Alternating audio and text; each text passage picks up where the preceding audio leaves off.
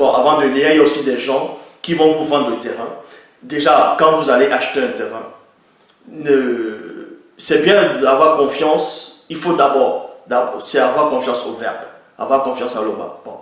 Maintenant, si vous avez un frère, un cousin, un ami, que vous le faites, on va dire, confiance par rapport à qui n'est pas malhonnête, même si vous allez acheter un terrain, même si vous avez un frère de sang, ou peu importe, vous avez un frère ou une soeur, ou un ami, ou un cousin, vous dites, tiens, il faut que tu achètes le terrain, et ne le laissez jamais aller vous choisir un terrain. Il faut être sur place physiquement pour que vous achetez votre terrain. Parce qu'il y a des gens malhonnêtes, ils vont vous vendre un grand terrain, même 1000 m², 2000 m², à un bon prix, selon tes moyens, à un bon prix.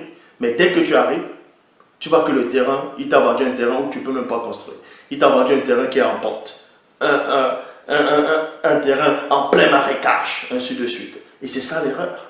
Donc, avant d'acheter un terrain, on va vous donner les éléments, comment il faut faire pour aller acheter un terrain en sécurité. Mais à la période maintenant que quand vous achetez un terrain, si déjà vous êtes en règle, au moment où vous voulez acheter un terrain, rassurez-vous d'abord auprès des gens de la commune pour savoir que dans ces terrains-là, à cet endroit, quelles seront les activités prochaines à cet endroit. Est-ce que la route va passer en quel endroit? Est-ce qu'il y aura des usines? Est-ce qu'il y aura de la porcherie? Est-ce qu'il y aura le train qui va passer là?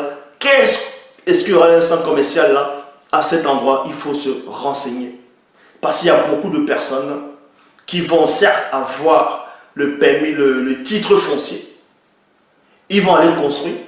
Et pourtant, ils ne sont pas partis voir certaines personnes de la commune, de la communauté urbaine, parce que dans ces branches de la communauté urbaine, on vous donne ce que vous devez faire sortir un document, ce qu'on appelle, en tout cas c'est en fonction des pays maintenant, c'est en fonction des pays, mais néanmoins on va vous donner le certificat d'urbanisme, un certificat d'urbanisme. Le certificat d'urbanisme c'est quoi? C'est un document qui certifie qu'à cet endroit, tu peux construire peut-être 2 ou 3 étages, tu peux construire là. Parce qu'il y a beaucoup de personnes, ils vont construire, certes ils ont le titre foncier, mais ils vont néanmoins construire dans les terrains.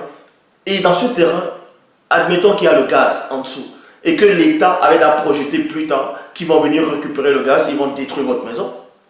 Maintenant, en détruisant votre maison, ils ne vont pas vous rembourser. Pourquoi? Ils ne vous rembourseront pas parce que vous n'avez pas fait le certificat d'urbanisme, vous n'avez même pas le permis de bâtir.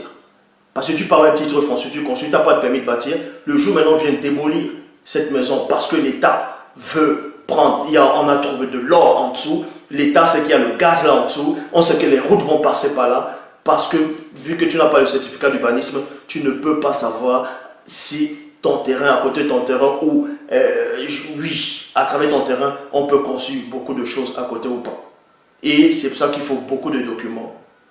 Avant d'acheter un terrain, rassurez-vous d'abord d'avoir tout ça, d'être intelligent. Parce que dans Proverbe 19.2, il a dit le manque de science n'est bon pour personne. Il y a beaucoup de personnes qui vendent des terrains litigieux. Et maintenant, quand vous allez acheter un terrain, le vendeur, vous ne savez pas s'il est louche ou pas. Un vendeur va venir avec quelqu'un du cadastre, tout ça là. Non, il faut ramener votre géomètre à vous. Il faut ramener votre géomètre à vous. Est-ce que vous comprenez?